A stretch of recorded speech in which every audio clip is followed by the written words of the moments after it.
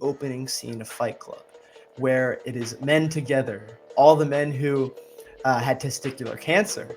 And it's written as an analogy for the castration of masculinity. These men literally do not have testicles, so they don't have testosterone anymore. Well, they have some testosterone, but they have low testosterone, and they're all hugging each other, crying like, "Oh, my balls have been chopped off." And it's very sad. I know I'm making light of it, but it's a very sad thing. I feel for that. It's a terrible thing, and I feel passionately about it. But that they've been castrated of their masculinity, literally castrated. It's a direct analogy. And once you castrate someone, you take away that vital masculinity, which makes you want to conquer. It makes you want to fight. It makes you want more. Once you get rid of that, you become this subservient, docile little sheep, and it's so much easier to make money off of that guy. Get him onto porn. Get them onto drugs, get them onto fast food. They become this mindless human battery that you see in the Matrix, and they don't want to have kids, and you end humanity. It's a death cult. So anyway, welcome everybody. I have a great episode for y'all today. I have Wisdom Warriors with me. A lot of you are already familiar with him. He's been on the show a couple times in the past. He's got a great YouTube channel, great community as well. And of course, we like to bants about similar philosophers. We're both Nietzsche-pilled, both ancient Greek pilled, Andrea pilled, Arete pilled, and we have a good talk for you guys today. But I kind of want to go right into it. Let's just go all guns blazing. And I'll ask you, Kristian, today it seems very much, and not even today, just historically, what women want out of men sexually ends up being what men become. So, of course, the sexual marketplace ends up determining so much of what takes place with culture and society. So my question to you is, how do you think status is quantified today? Because things are a lot different in this age than it has been for hundreds of thousands of years of human history. Yeah, that's a great question. And I think some question that we don't give enough consideration to in the modern day. We think of, oh, it's just dating. And it's just not that important. But honestly, status and dating and mating rituals are the most important force in cultural evolution. I wanted to start off that answering that question by talking about the story of Lilith as it appeared in the Colburn Bible. I don't know if this is the canonical version in the normal Bible, but how I heard it was Lilith essentially lusted after other men. There was this tribe, and there was these strict marriage laws of women were encouraged by their fathers and the elders of the tribe to seek and marry good and great men of character, men of substance, men of virtue, men who were seen as valuable by other men, right? And Lilith essentially was lusting after someone she thought was beautiful, who wasn't necessarily a high value man in that society. And they started having sex in the forest. And then she started inviting other girls and other guys to join. And they were all outcasted. They were exiled. But they started this more degenerate tribe where they could break away from the oppression of the sexual mating and dating laws. And this actually led to the downfall of the old society and most of the societies around it. And it's why Lilith was such a warning about when basically when women lose virtue in mate selection, men also lose virtue, because essentially whatever women seek and want in men will seek to become, because that sexual drive to earn a mate, to have offspring, to have a family, is so strong in males that whatever women are rewarding, the common man will seek to become that. So this becomes really interesting in the modern day, is what do women seek? And the problem is we have lost all traditional values and all the norms of a traditional society. Women right now are seeking men primarily based off looks, and then secondarily based off money, and then third, based off personality, right? And fourth, maybe if she's a more developed soul, she's seeking out men with values who, are high value, who do have substance. But that's generally an exception to the rule. Now, I do know there's women out there who are seeking men of character, men of substance.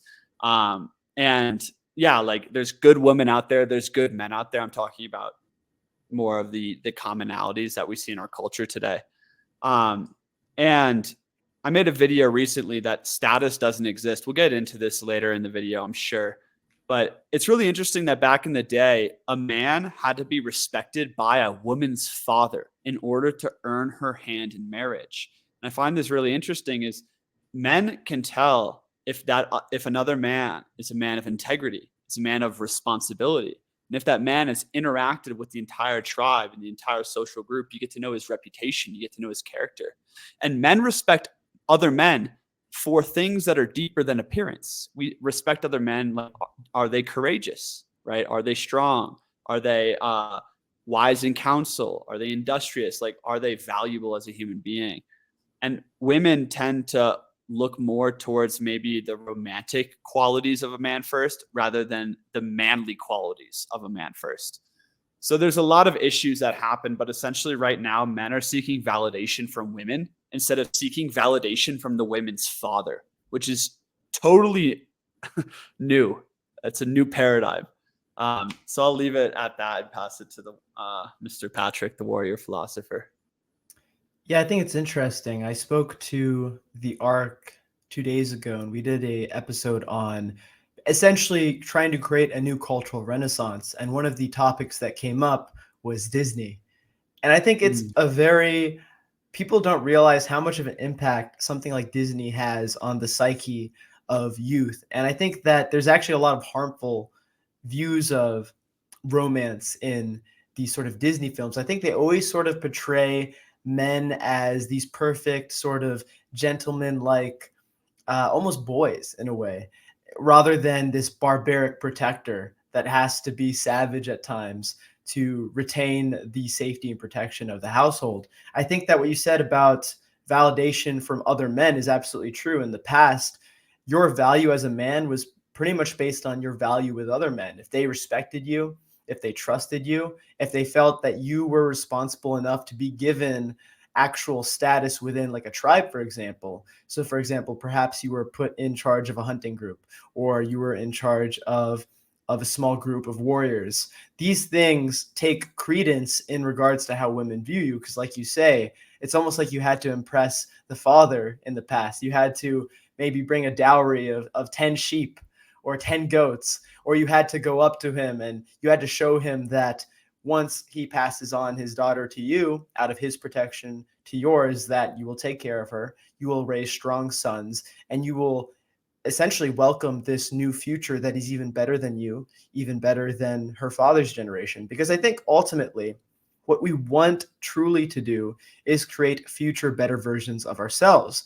And this is completely ignored in modernity, because the whole idea of a future, of legacy, of family has been thrown out the window. And I'll explain why briefly.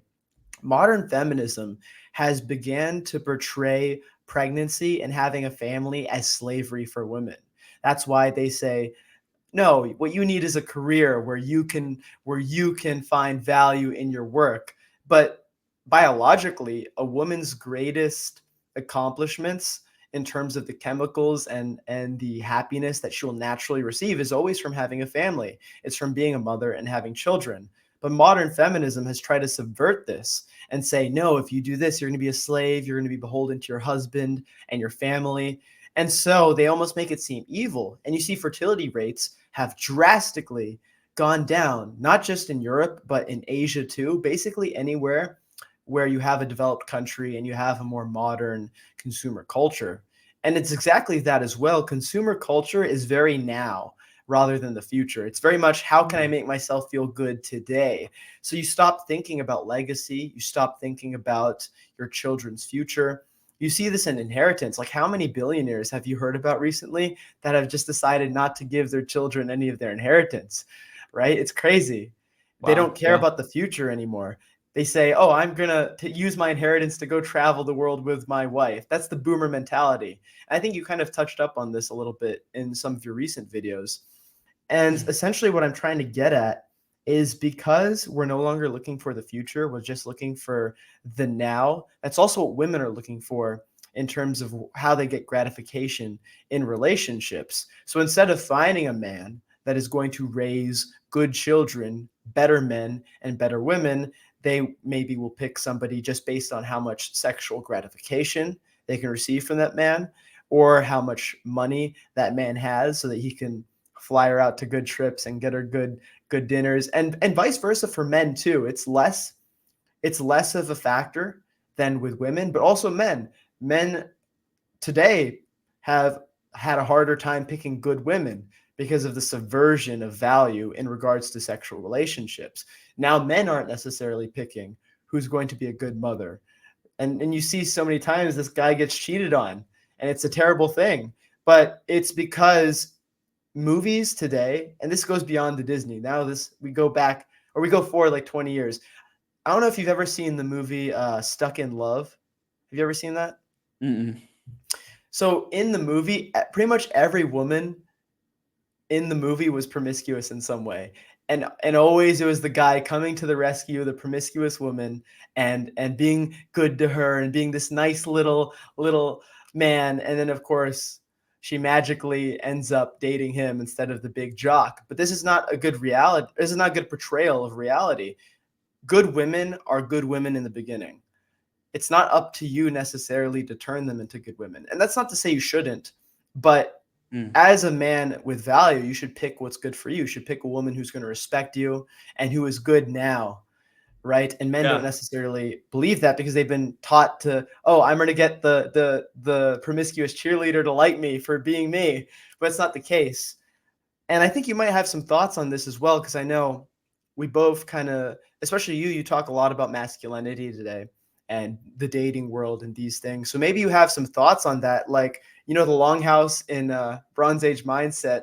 It's almost like we live in a modern longhouse where we don't want men. We're trying to make men like domesticated and like castrated. So what are your thoughts on that? Yeah, I mean, you brought up a plethora of issues with dating in the modern day. One being women becoming more masculine and men becoming more feminine.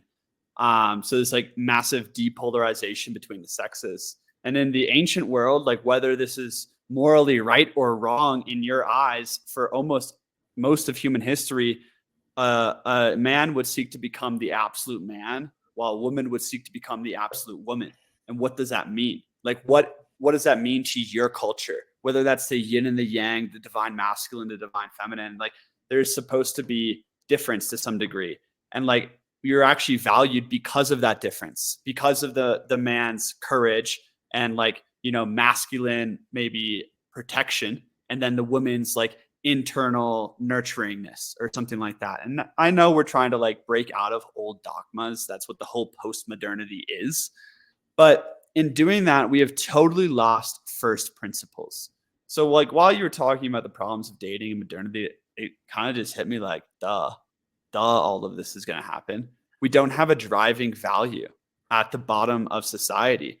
You see, if you're looking at, let's say, a small city state, like the foundation of Rome, the foundation of Athens, really most nations across the world, at their foundation, they had a pretty strong vision of what they were trying to create. It was a multi-generational project. In fact, the Native Americans here, they thought in terms of 7 generations, right? And as you get more and more exhausted as a culture, you start looking forward less and less. Therefore, you're caring less and less about your great grandkids. You're caring more about your kids. Then eventually you're just caring about yourself and you don't even want kids, right? And there's this massive, like basically mass exhaustion in the culture and a mass forgetting of what the cultural ideal is. And this is what I've been talking about mainly on my channel lately, is the fact that we don't have a cultural ideal anymore. We have no more social bonds that like a shared identity with your neighbor, like you're both fighting for something. And we also lack we lack all citizenship to a greater project. To put this in perspective, like let's say you lived in the 1790s, right after the Constitution was created in America, and you're on the Eastern Seaboard in a place like Pennsylvania. You would have had a small town in the community where everyone knows each other. Everyone comes from a similar background, has endured similar trials and challenges. You have a shared religion. You have shared gathering spaces. You're probably going to pass your farm down to your children's children's children, and everyone there is going to do the same thing, right? And when you have that kind of stake within a larger body, within a larger whole, you're thinking so long term. You're thinking, how can I expand my operation here and expand my family to flourish? How can I help my schools, my roads, this community flourish? Because you're a citizen of your family, you're a citizen of the community, and you're also a citizen of God. You're all practicing in religious worship of some kind together. And this was the idea of like having greater citizenship as a man makes you more masculine, and it makes you like farther forward looking. If you're just renting an apartment, all you're thinking about is like, you right now, what can I get? You know, your time frame of thinking really shortens. And this is happening for women too, is like their time frame of thinking. I was just talking to my 20-year-old cousins, right? And they were talking like about giving mixed signals to men. They were talking about partying and like all these different things, like my female cousins. And I was like, I looked them in the eyes. I was like, what age do you want to be wife material by? Right. I'm like, and they were like 28, 29, 30, you know, I'm like, that's ludicrous, because like objectively, like your highest sexual market value is like at 23 as a woman. Right. So by 23, you have your highest value to attract like the best king you can get, the highest quality man you can possibly get. Right. And it just shows you like our time frame of thinking is like, oh, I'm just gonna like do what's pleasurable now and now and now. You're not even thinking about your lifetime anymore. Right. And yeah, it's just a huge tragedy in terms of we live in an exhausted culture that doesn't have a vision of what it's becoming. America almost never has had a vision except that its foundation. So this is why I am heavily making videos about decentralization, and re-tribalization, which I see as the only solution to all of the modern problems. Is you need to create almost breakaway decentralized communities that actually have values. So you have forward thinking, so that women are picking men based off what kind of family could they create, what kind of grandchildren could they produce. So it's like, I think I'll leave it at that. But first principle thinking, and then having citizenship, having a long-term plan. Yeah, and I'll go into deeper into what you were mentioning, but just off your last point, I think what's interesting and maybe a possible way to reconcile the fact that society is a lot more centralized today, but while also retaining that community aspect, because at a certain point, tribalism is negated simply by the fact of industry. We see historically peoples that resembled, like the pastoralist way was very successful before industrialization. Industrialization, it's no coincidence that the landed aristocracy were largely pushed out because of the rise of industry. Of course, you even see this in America. The closest we had to people resembling an aristocracy were the plantation owners in the South. And of course, there was the Civil War, but the Confederacy lacked any industry to combat the North, which could produce far more munitions, far more not even munitions, but just have trains to be able to stretch supply lines. And this is something that Oswald Spengler talks about in Man and Technics, is that industry changes everything. This is what leads to the rise of liberalism, the rise of Marxism, all these things. So when we talk about tribalization, I think you're right, but you also have to find a way to make it work today, because we still have to deal with countries like China, which are so strong and so powerful. And I think one of the ways we could do that is by the idea of different commands, let's say, or different. So take Rome, for instance. The Roman Empire was very vast. And of course, it stretched all the way from southern Britannia all the way to like modern Syria. And they all have this Roman identity. But within each provincial garrison, you have a specific legion. And in each legion has its own identity. They have the eagle, which represents the legion's spiritual value. And they each have their own customs and traditions. And then from there, because a lot of times these legions are actually paid with land at the end of their service. So then all the people you fought with, you end up farming together. Your children end up marrying their children and vice versa. You have that community. But at the same time, you're still Roman. And I think today, finding a way to make tribalization work within the fact that we still have to focus on our greater collective group because we have to. The world is so different. There's so many states that threaten our very existence, like China, for example. So I think that's we can talk more about that later because that's a very big topic. Let's dig into that. I think that's Yeah. actually a really fascinating topic, and we both have perspective on that. I think Mhm. because what you were just mentioning about industry is, I haven't really thought about that before, because you're right, is industrialization, like industry, manufacturing, takes a lot of manpower and it's very centralizing. To produce a car, for instance, a lot of centralized power there and a lot of Mhm. centralized, manpower. The digital revolution is super decentralizing, though. So the Mhm. computer, like the internet, right? YouTube, doing this, education, cryptocurrency, like education, information, money, all of these things are becoming more and more decentralized. Like people don't need to go to college anymore. You can go get some kind of certificate or degree online. So the forces of the internet and digitalization is decentralizing, and it's interesting. The hub is in like Austin, Texas, while the Hmm. forces of industry are very centralizing, and that happened in the Eastern Seaboard, like New York and Boston. Um, so yeah, I think that I haven't really considered the fact that industry is a huge kind of blockade towards a retribalization and decentralization plan. But I want to lay out like what would be ideal in my eyes, would be like, what was the original idea of the United States? The original idea of the United States was a very weak centralized power kind of governing over and just overseeing the border of all of these independent sovereign states, so that each community, let's say you were, Jewish, you had your little space in uh uh like New York City, that was like the Jewish place. And then if you were uh yeah, like a Quaker, you had your Quaker community and all these different, it wasn't a multiculturalism in a sense of this mass mixing of all ethnicities, all cultures, and all religions and creeds. It was, hey, this town is unique. It's a decentralized node of its own culture, and go create that, right? Hmm. And that's what Americans originally wanted, I think.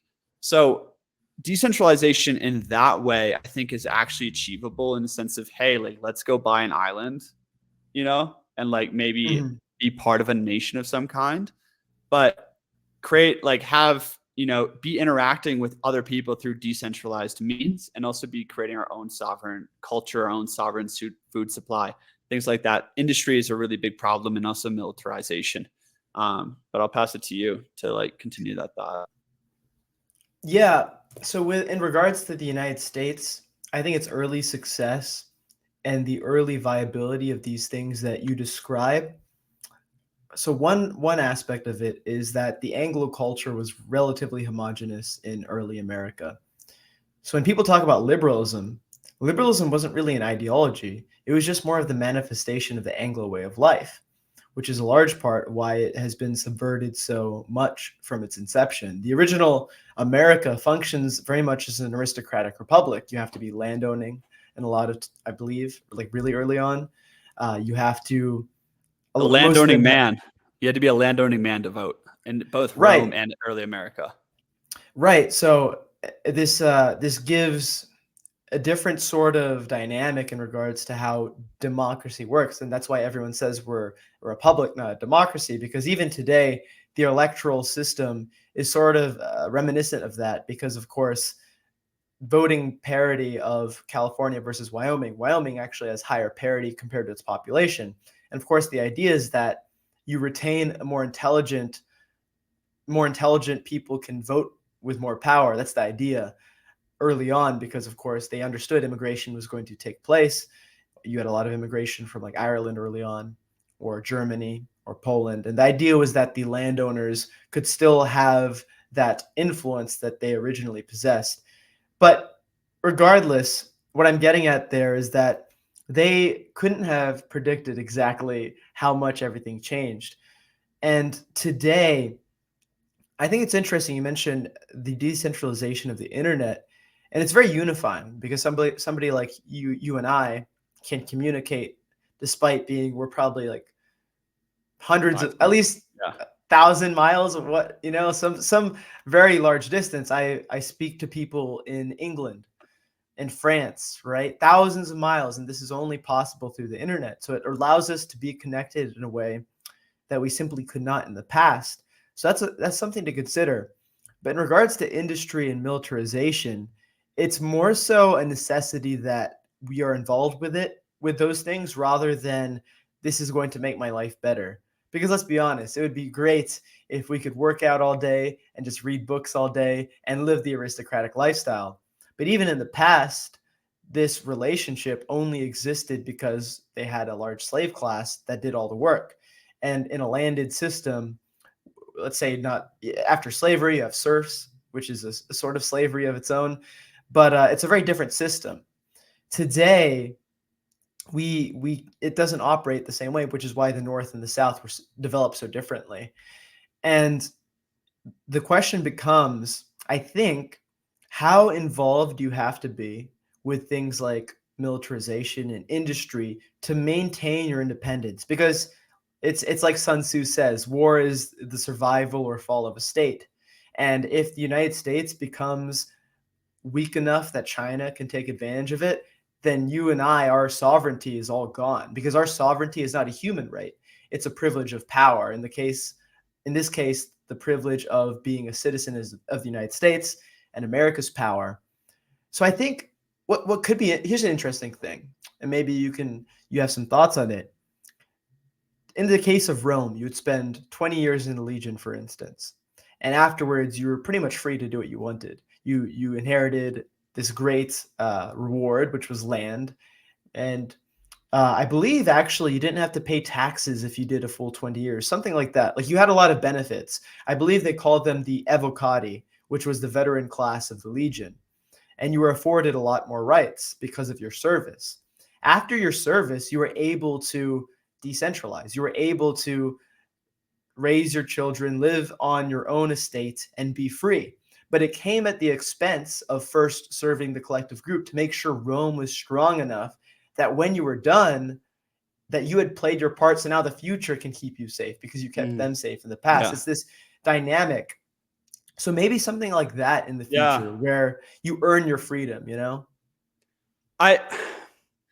The great issue with this is I am with the American ideal and the founding idea of America, but I'm totally against the corrupt institutions and overbloated bureaucracy that runs almost every nation. So I wouldn't want to fight for a nation I don't believe in anymore. You brought up an interesting point there, and it's a really important point that most people in modernity miss, is that freedom is a consequence of power. In the sense of, like, if you don't have military power, you will be taken over by someone. And if you were to do a breakaway decentralized community, who's to say that some bigger neighbor isn't just going to gobble you up and like bring you in? It's like, no, you can't be sovereign and have your own laws. So that's a really interesting point. And also the industry. So these are like the two critiques of decentralization and re-tribalization. Is industry comes from centralization. And and if you're going to really decentralize and go against big banking, against big pharma, and against big industry, they're going to cut you out so that your tribe can no longer benefit from things like being able to produce a phone.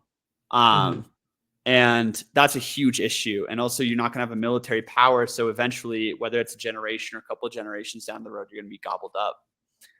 So those are the critiques I want to talk about. But let me lay down, like, what I see is a potential timeline for everyone who is anti-modernity, who wants to re-tribalize, who wants to decentralize and actually create something new. Like, I'm here in service of high culture. That's the first principle of my channel. And here's a potential timeline for that to happen. Is we have the internet, meaning that we can connect to like-minded and powerful people across the planet. For the first time ever, we can go far beyond the bounds of our pub or the bar, to go meet friends. We can go far beyond the bounds of our tribe or the tribe next door, meaning that I'm connecting to, on a weekly basis, some of the most, I'm connecting to glorious leaders, glorious thinkers, like machinists engineers. Like I'm connecting to all these people. I'm like, whoa, this is a really powerful opportunity. If you had, let's say you somehow came across $100 million hypothetically, and you could somehow bring together a large group of people to start a breakaway civilization, or even start really small, just like with 10 of your homies, you're starting a decentralized hub, right? And you're going to grow that. And all of these decentralized hubs and families kind of like join together, and they start creating a shared value system and a shared cultural ideal and whatnot. Maybe you have church status on that hub. So I see that as the power of the internet. The problem is like, how do you actually gain nation status in that? I forgot where I was going with this. It was supposed to be something good here. Yeah, I guess like the path towards decentralization and retribalization is available. YouTube channel, for instance, is a great filter. It's a great filter ideologically. Like people who find your channel, for instance, people you probably align with on some degree in real life. So it's an opportunity to decentralize. But the problem is, again, is industry and militarization. So it's like, whether do you partner? Do you have like guerrilla warfare? Like what's going on here? Yeah, so I'll pass the mic there. Yeah, and I want to take this back to the original conversation as well, because I can make some connections here. So just to kind of close up this topic, and of course, if you have any more thoughts on it, don't hesitate. But my kind of final thoughts are, what you must do isn't necessarily detach yourself from society, but find a way to eventually become the elite within the society. And of course, that's a very tall task. And, we're both fans of Evola.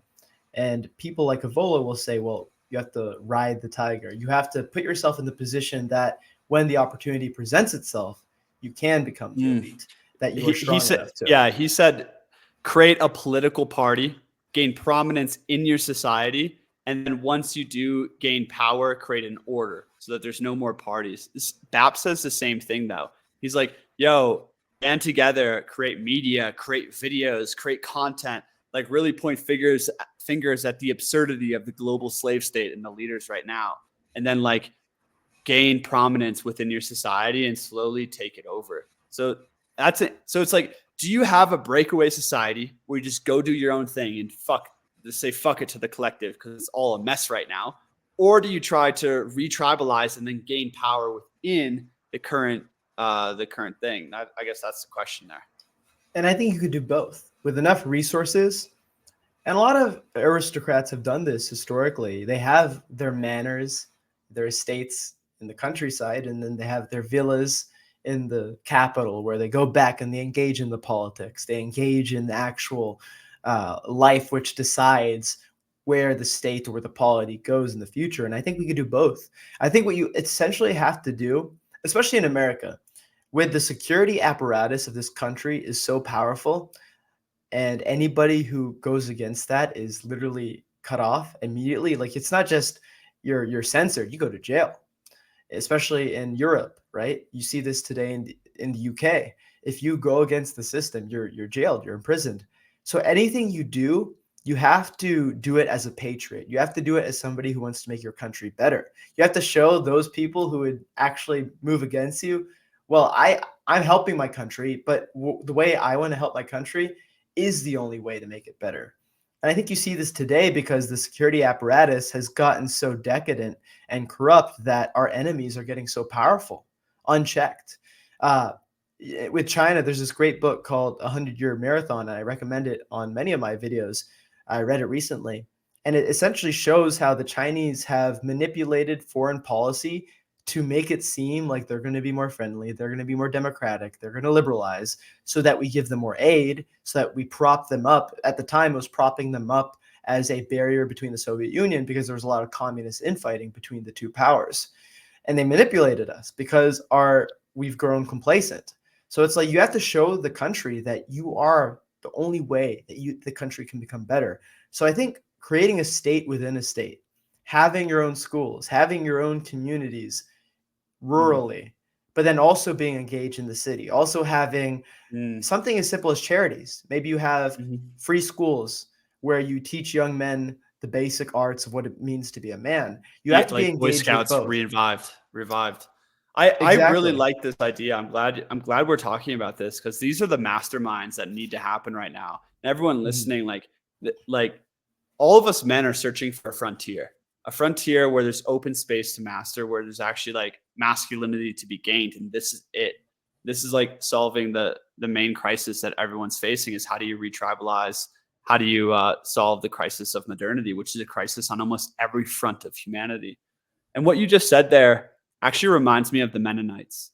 And the Mennonites is something I want to learn a lot more about, because they're the Mennonite communities. It's the people who maybe don't drive cars, The but Amish, they right? have Amish too. Mennonite's more interesting to me, because the Mennonite is basically a branch of Christianity that is decentralized, meaning that each community, yes, they kind of share in like the Mennonite culture and values, but it's totally self-sovereign and self-governed. And they have these like principles of nonviolence, community-oriented, like selflessness. And I saw a whole busload of Mennonite kids my age, like 18 to 25, get dropped off at this like nature reserve, and they all took a hike together. And there was like 100 of them, and I was like, whoa, that is a homogenous group of people who share a cultural ideal, who are all familiar with each other, who grow up, who like they live a much more in touch life in terms of tribalization. Now, there's a lot of problems with being a Mennonite. It's going backwards instead of riding the tiger of modernity to go forward, which is Mhm. a huge issue. Um, but it's interesting is that the Mennonite community is basically its own cultural nation within Mhm. America, within Latin America, and it's growing. And it's a decentralized hub where, like in Uruguay, I'm pretty sure the president or prime minister or whatever gave like hundreds and hundreds of acres to the Mennonite church, and they Mhm. have their own schools, their own industry, their own farming, their own trade, right? It's like, whoa, that's a nation within a nation right there. And what you're saying and what the Mennonites don't do is they're not trying to mount the political ladder to actually gain Mhm. prominence within the society. Um, so that's an interesting tie-in I just wanted to add. Yeah, and just before we go back to the original point, I actually think the Mormons also are a good example of a state within a state, and actually more pertinent because they do engage heavily in the institutions of this country. So Mormonism is a very unique sort of Christian sect, same as the Mennonites, right? It's very distinct from more mainstream Christianity. They have you see a Mormon temple, it's like, wow, this is cool. It is so cool. They have this great architecture. So they have a lot of influence. They have a lot of money. A lot of them are very well off. They're very tight knit, and they're also heavily involved, disproportionately involved in the deep state the deep security apparatus of this country, and politics. And the reason why is because generally, we'll look at Mormonism. It's very straight edge. So they don't do drugs. They don't have a criminal history, and they don't have any sort of lifestyle, like negative lifestyle traits that could be exploited. So, like gambling, for instance, you don't accept gamblers into politics generally, or into the CIA or the NSA, because they could be taken advantage of by foreign agents. And Mormons, they check all these boxes. So actually, Mormons are disproportionately involved in the CIA, in the NSA, and even So you say, politics. so you're saying a culture within America has basically created a set of values that help men penetrate the upper regimes, Yes, like it's of the normal interesting. world. And I'm not a Mormon, obviously, and I I'm think not. I think the Jews, I think the Mormons are just copying the Jews on this though. I mean, the Jews are masters of this on every level. Yeah, but what the Mormons do that you don't see in Judaism is they have more centralization behind Uh, like a strong church. Whereas with Judaism, you see like super left wing Jews, like the Bolsheviks early on, and you could also have very capitalistic Jews. Whereas the Mormons are all largely conservative. mm, Maybe like 10%, 5% of Mormons are Democrats, and it's probably the ones who left the church and hate their yeah. parents for not letting them party. And I'm not I saying don't. Yeah. Mormonism, yeah, Well, I'm not saying I more. think Yeah, what's up? I was just gonna say, like, Mormonism is more hierarchical too. I Yes. had Hmm. someone in my men's community from the Mormon church who says like the structure within the church is super like is pretty rigid, and it's actually Yes. good like that. He enjoyed Mhm. that part of it, although obviously like Mormonism has its. I'm not saying I'm not Yeah. endorsing I'm it. not. No, I'm not I'm just endorsing saying, it either. yeah, I'm just saying it has a Something you can martial learn. quality. Yeah. Yeah, yeah, yeah. Yeah. It has a martial quality in the hierarchy, the way that the Catholic Church used to be before it Mm. got all, stupid. Like Orthodoxy. I'm Yeah. Catholic officially. I mean, I wouldn't Yeah. consider myself Catholic in faith anymore, but I was baptized Catholic, so I can say these things. But kind of like how Orthodoxy even is today. But the reason I bring up the Mormons is because they are involved in politics. They have influence. Mitt Romney was almost the president of the United States. They have a Mm. lot of influence, and they also have their decentralized communities that are very separate. Like they have BYUs everywhere. Mhm. That's Yeah. their own college. That's what I Yeah. want to do. I want to have Yeah. the Nietzschean University or something, Yeah. So No, the Plato's Academy 2.0. So I mean, at the end of Bap's book, Bronze Age Mindset, he had some really good advice, I think, for everyone in this movement, in the sense of like we you can't be too far out there. It's actually one of the no. critiques I have of some of even your videos and like the arc, and a lot of people like the thing is it's like you need if the mainstream was gonna analyze your work, you can't Mhm. be ousted immediately as like some kind of cult, right? And like Right. that's the thing is like if you're trying to start some kind of community, right? Like for instance, if I was just like, yo, all my friends were buying this land and we're setting up these like temples to the gods, and then we're starting, this like this farm and also this school, and there's like these set of initiations that you have to go through if anyone else wants to join, everyone would be like, that's a cult, right? And it would Mhm. instantly be attacked and demonized. So like the amount of tact that we need to that this would if we were to create like learn from the Mormon cult, learn from the Mennonites, You're gonna trigger them. like you have to do it with a lot of tact, and also you Yeah. have to do it in a way like if you are going to actually, like we're saying, because this is not just a breakaway society, you're talking about creating a culture inside of America that can actually rise to prominence, right? So in Mhm. doing that, there has to be this outward um like appeal to actually, like BAP talks about, revive things like Boy Scouting, talk a lot about nature, health, and beauty. If you just get men into the gym, they're naturally going to be more vital and vitalistic in their thinking. It's like Nietzsche Mhm. always says, is that the philosophy, each season of his philosophy is a reflection of his season of health. And as his health Mhm. improved, his philosophy improved because he could see Yes. sickness.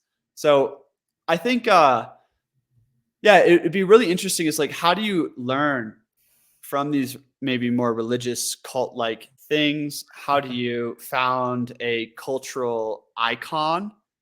And how do you make it so good that people look at it like a normal person, like your dad or my dad or your uncle, Mhm. looks at this and is like, wow, some of that's real triggering.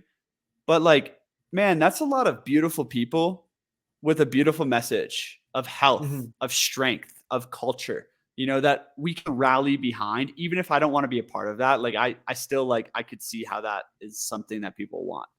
Um, yeah.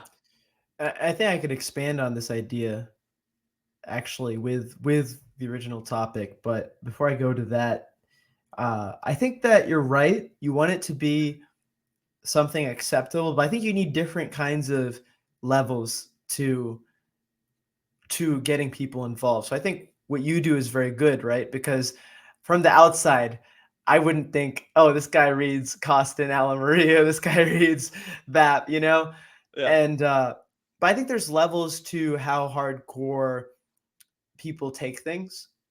And I think at a certain point you need levels to how involved people can get. Because ultimately, even somebody as simple as Jordan Peterson, a lot of us started off with Jordan Peterson, even though he is nowhere close to where we're at now. But we started off with him, a lot of people. And then, of course, you can get as esoteric as reading Evola. How many people really know about Evola? But I think there needs to be different steps along the way. And I think all those steps are still valuable. So while, like, for example, my channel might be a little bit more getting into the esoteric knowledge of it. I think what's good about that is you have the once people find something niche that they're like, oh my gosh, not many people know about this yet. And like, let's say you have a community, even an online community, which is what I've been working on as well.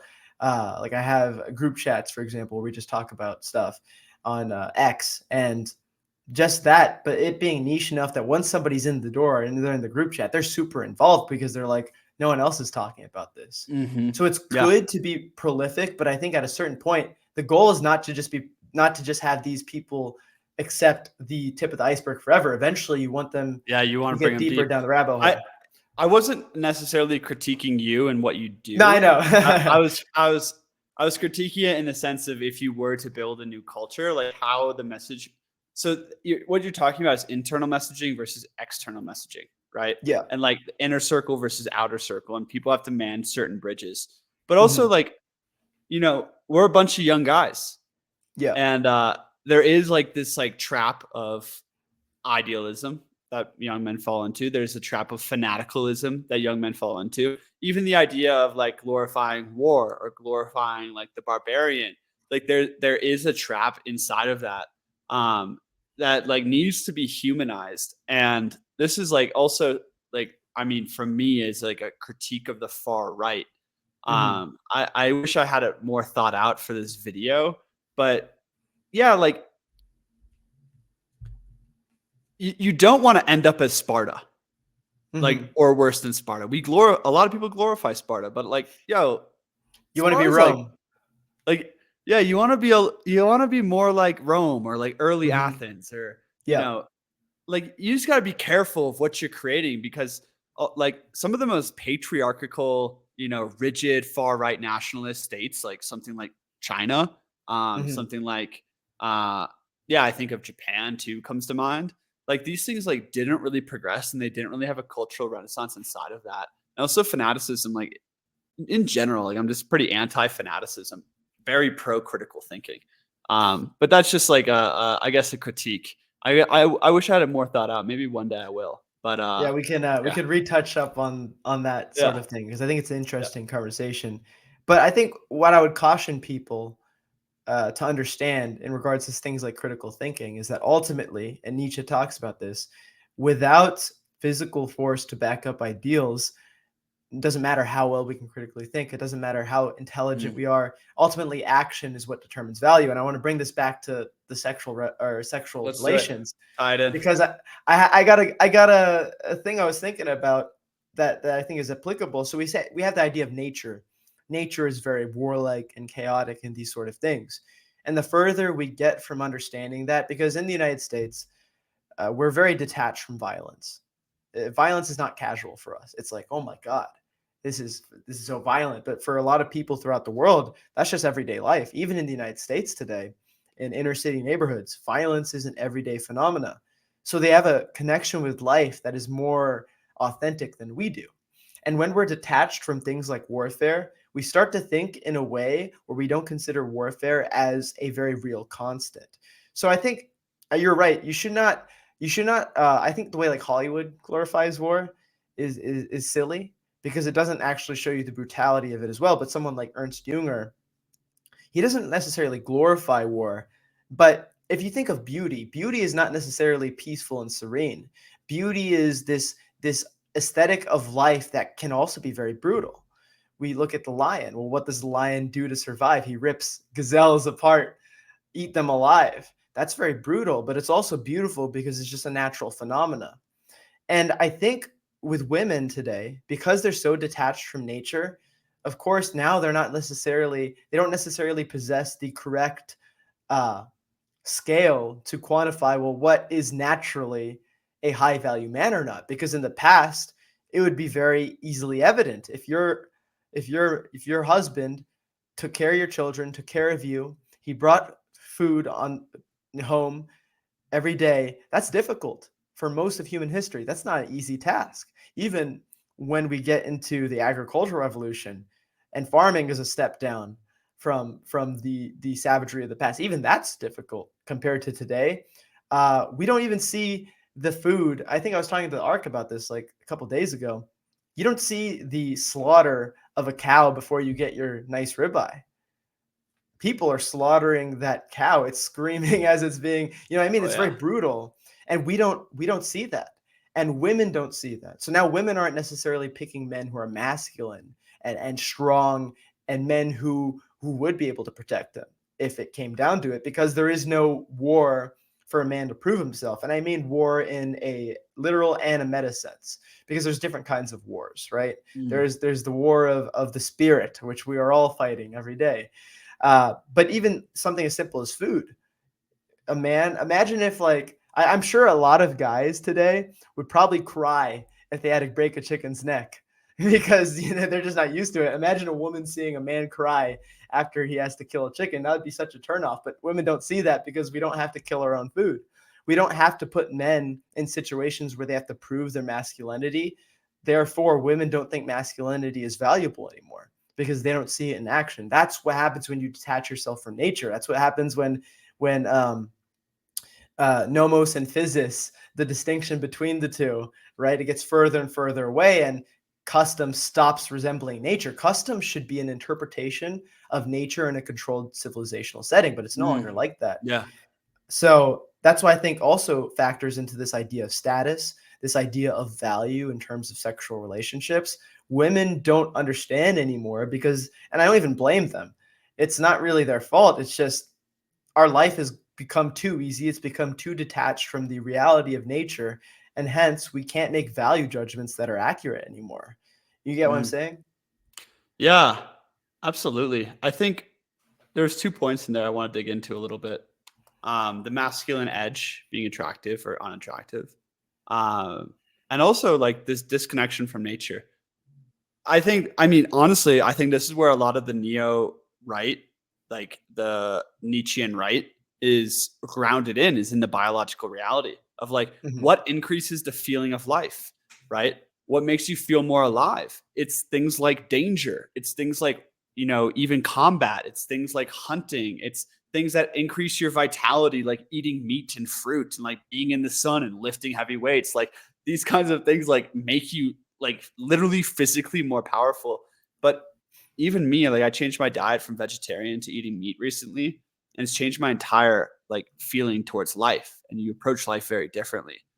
But what you were saying there is like we have lost relationship with death. We have lost relationship to danger. Completely. We don't have to go out and behead the chicken or kill the cow or lose a sister in childbirth or watch our parents die like slowly and agonizingly in the center of the streets or something. Like, man, life used to be a lot more brutal. And because of that, you had a lot more respect for life, and you also had a lot more respect for danger, and we're like closer to the biological reality. And it makes you just live with a lot more vitality. Like, how many people today just sedate themselves? They just watch Netflix and, you know, vape and zin and scroll on TikTok and, you know, watch pornography. And it's just it's a world of weaponized temptation and mass sedation because people don't realize they're dying, and that this world is constantly a transaction of death. Um, Mhm. which is like a really interesting idea.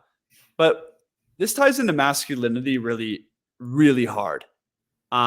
Because most masculine initiations are a death experience or giving death, which is It's like so simulating like it. it's a simulation of death almost Yes. always. Um, so whether you were, you know, a Macedonian like Alexander the Great, um, he had to go kill a man before he was considered a man. And that Hmm. was probably a pretty normal custom across Mhm. that part of Europe. In many parts of Europe, a masculine initiation would have been combat, would have literally been going to single combat with another man to the death. Like, think about that. Have you ever even gone into a, like, I know you have sparred before. I've sparred before. I have dreams of sparring all the time. And I'm like, dude, like if someone actually had a knife and I had a knife and we had to fight to the death would be the most It's insane crazy. thing I've ever done. Like I couldn't even imagine that. And like boys would do Mhm. that ritualistically all the time. In other cultures, like I've done ayahuasca ceremonies and, you know, drinking ayahuasca, which is like a DMT brew from the Amazon rainforest. It was basically facilitated a death experience for 4 hours of the most extreme terror you could imagine, of like watching people I love die over Mhm. and over and over. and then like losing sense of touch and taste and breath and feeling and like drifting into the void. You come back from that and just being able to breathe, like just being able to see my friend across the circle with tears in his eyes was like the most profound moment of being alive ever. And like, so whether it's through psychedelics, whether it's through poison, whether it's through fasting and prayer in a circle on top of the mountain for 3 days straight, whether it's through ritualistic combat or killing another man, like the masculine initiation has always been a simulation of death.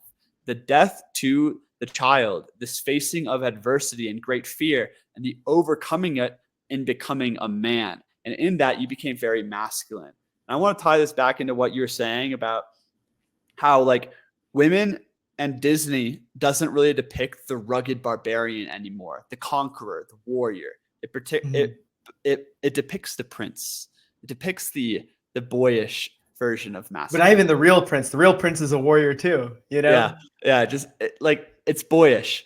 Yeah. And what I want to say about this, and what I've been kind of like realizing, and I made some videos about this, is traditionally, I believe that men at the age of like 7 to 10 would have been taken away from women completely until they were about 18. Like you would have spent many years in the war band, in the hunting band, with the men in the agoge of Sparta. Like you would have basically just gone into open, wild, and dangerous spaces with comrades and with elders. And in that, you would have learned to be valuable to other men and to become more and more masculine. And in this, you're not seeking approval from women, which men do today through looks maxing and all these different things. You're seeking the approval of other men. And then you come back to the women. And what do the women receive? They receive this like rugged barbarian man with his blinders on who like doesn't have any emotional depth and all these things, right? And like if the woman is also initiated, she helps soften the man into more of like the loving father figure. Right? From the rugged That's how warrior. it should be. And that's the thing is, if a man doesn't first develop an edge and then he gets thrust into the world of women, he's never going to have an edge. He's just going to be this like pansy-footed soy boy his whole life who can't even protect himself or kill the chicken or anything because he's never been in the world of man. So like this is kind of how I see the arc of true masculinity is the arc to the rugged warrior to the loving father.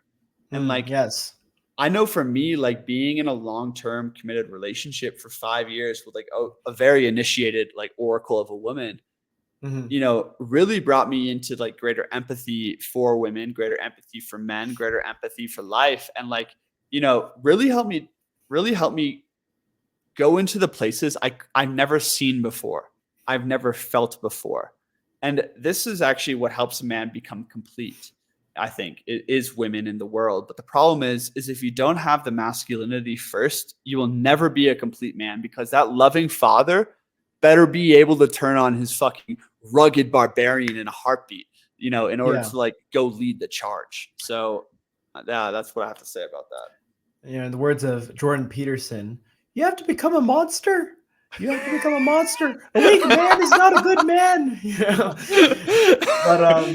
But could you imagine Mickey Mouse becoming a monster? Right? Gotta be a cartoon with like. I have to go to fight, Minnie. I'm going to World War II. You must go fight your dragons and your demons. Slay your dragons. Yeah, no, but no, you're absolutely right though, and like even in military boot camp. So I did my Marine Corps boot camp 5 years ago. And during the crucible, they have you do what's called a live fire drill. And so for one of these live fires, it's nighttime and they're shooting up flares in the sky. You have barbed wire and you're low crawling through this barbed wire. And I think in the past, they used to shoot live rounds above you. It might be blanks now, but it might have been live rounds still. But they're firing these shots above you while these flares are going off and you're crawling. And it's to simulate, well, if you're in actual combat, are you going to be able to maintain your cool? And I don't know if they actually did this before, but I assume they did because it's in so the film Jarhead. They were doing the Scout Sniper training program. And from what I hear from my superiors, high-ranking people, they would always tell me Jarhead was pretty accurate. And there's a scene in Jarhead where the guy panics during what I was doing essentially. But like I don't think they used live rounds for me, but they were using live rounds for this guy, and he gets up and he gets shot, right? And it's because he couldn't keep his cool with rounds going off. In the military, you also, when you do your range, after you're done shooting, you go down to where the targets are and you pull them up and down to score them. And the reason you do that is so you get used to being under a berm where rounds are going off overhead. You have to walk alongside death so that when the time comes, you don't just freak out. And it's a perfect analogy for modernity where nobody has these experiences anymore. So what do we really know about ourselves? It's like in Fight Club, like Tyler Durden says, how much do you know about yourself if you've never been in a fight? And he's absolutely correct. It's saying, how can you know your masculine virtue exists unless it is tested? And Nietzsche says this too. The will to power, what it is most of all, is not proving to other people you're powerful. It's proving to yourself you're powerful. It's showing yourself the limits of your power and you trying to reach those limits and test those limits. I forget which book he says it in, doing it joyfully. It's like literally like when you're really powerful, you want to test your power against great resistance just to see what it's like, you know? Yeah. I think that's literally why like German barbarians warred all the time. They were just such vital men. Like imagine being this like 24, just full of vitality. Like you just been eating raw meat your whole life, you know, and like raised in this like drinking raw milk. Yeah, masculine culture. And you're just like, yeah. I just want to like go test out the other 24-year-olds. Dad, can we go take them on that tribe over there? Like they're just like, and it's not a war where everyone dies on one side. Like, you know, like 5 people like might die, but the rest like gain all of this courage and experience and like take that back. It's just like, it's so different. Yeah. Warfare is incredibly different today because of what you mentioned. In the past, you had routes, mass routes. That's when the battle was won. It wasn't won with bodies littering the field like they show in the movies. It was one side knows they're going to lose, so they run. Mass route. And then you let them run. You let them run because it's like Sun Tzu says, you have, if you're not prepared to kill all your enemies, you give them an opening so that they know they can retreat. They know that they can go away. That's how you win. You give them you don't fight a desperate cat. Yeah, don't fight the desperate exactly. cat. Yeah, you don't want to corner him.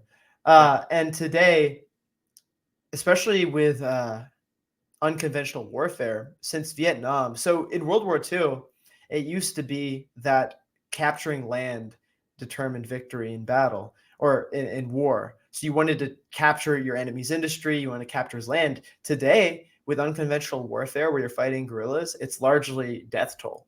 So now it's just who can kill more as people. Many as you can. Yeah. It's very brutal. That gets into the metaphysics of war. It's just become decentralized. Like shout out to Joyce Vola. Yeah. Let's get you were gonna say something more on the masculinity point. I actually have something to add there too. Were you gonna go deeper? Oh no, go for it. One thing you said earlier was that women don't respect or aren't attracted to masculinity anymore. And this is only a half true in a sense. Costin Alamar actually talks about this in his book too, is women are actually one of the most, I would say, resetting forces on the planet. And I think it's because they have a cycle, like in a sense. And I know for me, like being in a relationship with a woman, she can sniff when I'm not being authentic or when I'm not actually in my masculine. It makes our relationship hell quickly.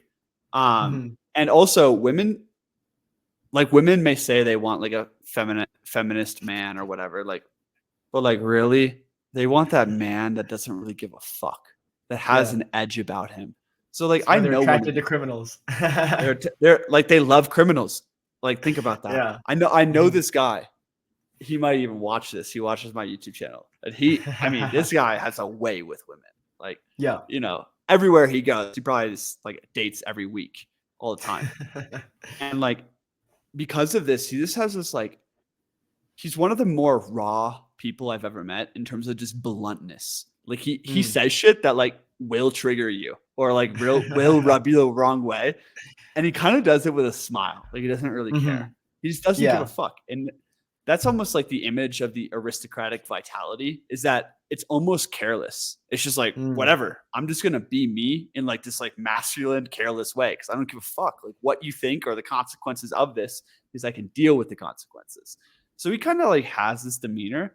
And we were talking at this festival, and like there's a woman there, and I was like, yeah, like what's your secret? And she told me that his secret is that when she talks to him, she literally has no idea what's going to come out of his mouth, and it might offend her or and it might make her laugh. It's And that exciting. is, it's exciting. It's one of the Yeah. most attractive things to women is when men have that masculine edge. The thing is that masculine edge today, this is the issue of modernity in a sense, is that masculine edge is only earned through like you can be like more courageous, confident inside, and you can earn those qualities, but it's this masculine edge into perception of the woman, of like how you talk to her, versus a masculine edge in how you deal with the world. So it's more of like this like romantic, it's like artificial kind of. It's a romantic excitement versus a wow, this man can like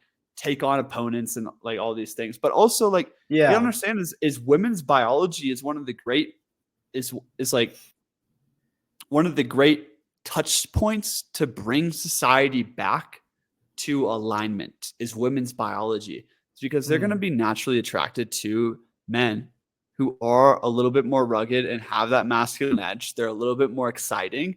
And I don't even know in my relationship, like if I'm actually leading and I care less what she thinks, right? I hear like what she wants and whatnot, and I lead well, but I lead still, right? Yeah. And like you just give in less to the world. Like you're just more masculine. It's very much more attractive to women in general. You need an edge. You can't be a nice guy. Yeah, I think you're right about women's biology. It is a good equalizer. Male biology is a good equalizer. And the problem is that the subversion of modernity literally goes into biology too, because of look at this shit they're feeding us. Look at the medication they're trying to get women on with birth control. Look at people, like women are having periods younger in their lives now because of diet, because of all these processed foods. Plastics. Literally, right? And or you look at they're giving kids like gender hormones at like 10. It's insane. It's a complete subversion of weaponized nature. Exactly. So I think you're absolutely right. But then you have to ask yourself, well, how much does this biological warfare impact these things? Because there's so many aspects that we kind of take for granted today because we don't realize this is not normal. We live in such an abnormal time, and that there's so many factors that our grandparents did not have to deal with.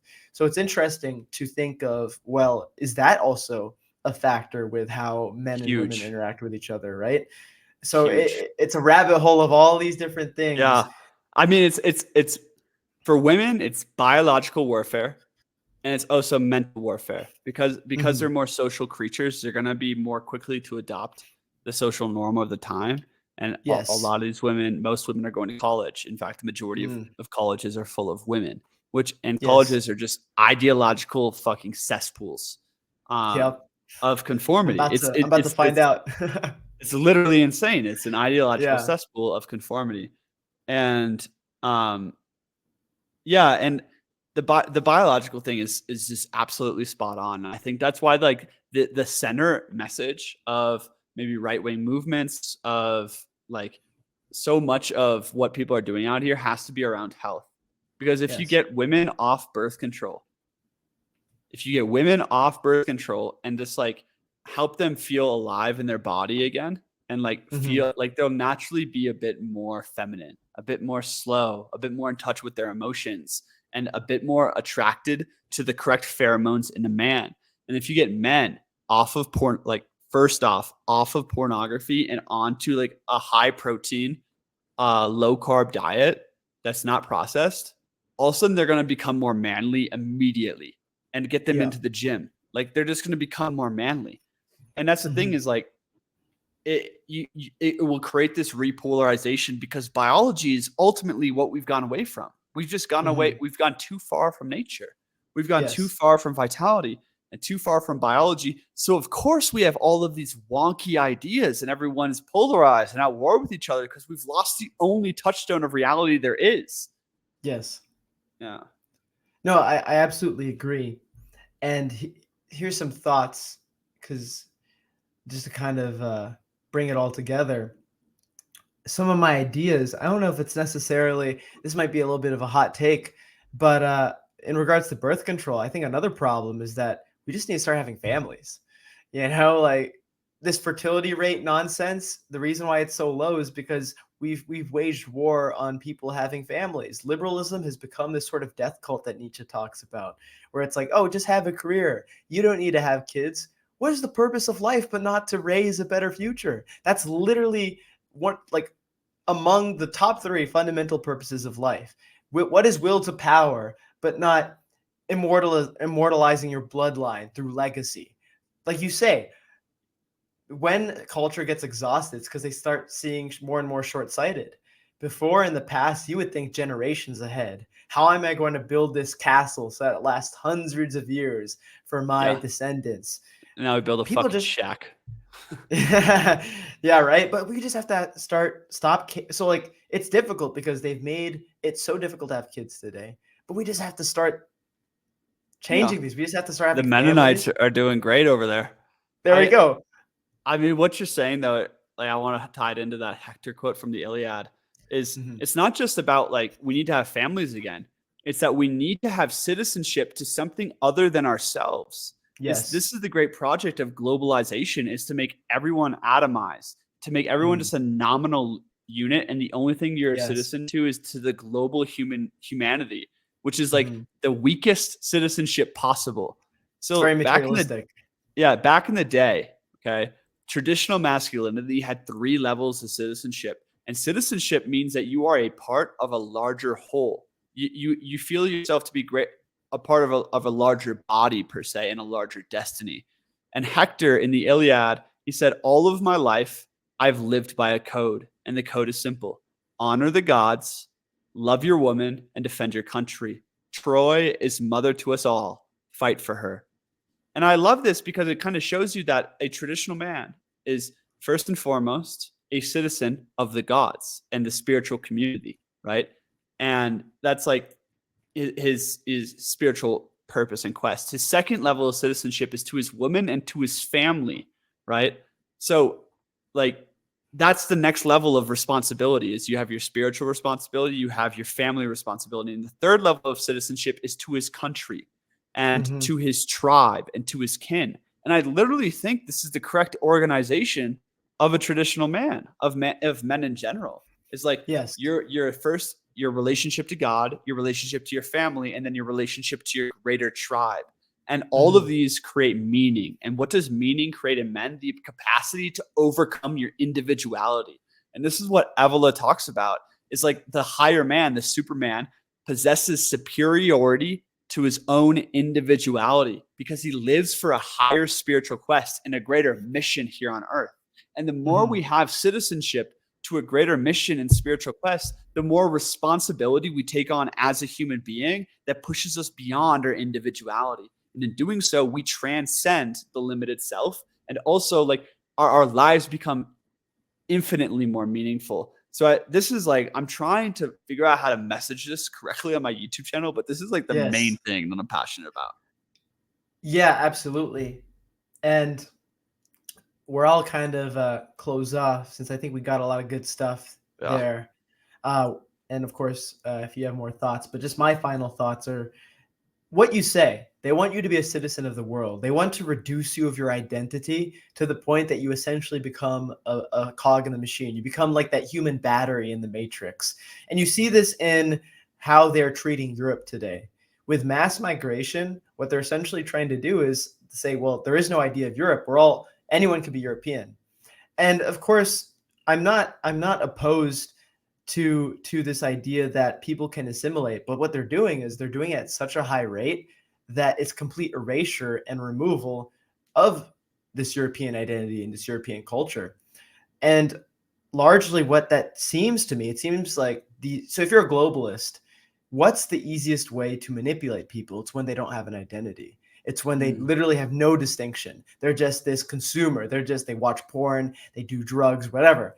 They become a slave to everything, a slave to their desires, a slave to what the globalists who are the economically can provide them.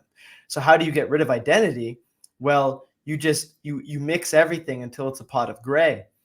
And I think there's a lot of beauty between exchange, but you do exchange from a point where it's actually exchange and not just removal and erasure.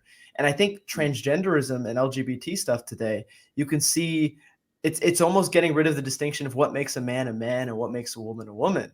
It's like, oh, there's no difference. Anyone can be anything. If you think about an individual who has undergone a like a gender change operation, they've been stripped of all the biological beauty of their individuality to be this just sort of blank slate. They're not really quite a man. They're not really quite a woman. They're just this being who has been reduced to acting upon these impulses. And a lot of times you'll see that these individuals also suffer from severe substance abuse, severe mental illness. The suicide rate is incredibly high. They suffer from, a lot of them have autism, for example, and they're manipulated to think this is how I deal with my quirks or whatever. Like individuality is a beautiful thing, but you don't just have an answer for it. There's no just one size fits all. Individuality is finding the strength of your uniqueness, but instead they just want to make everyone the same.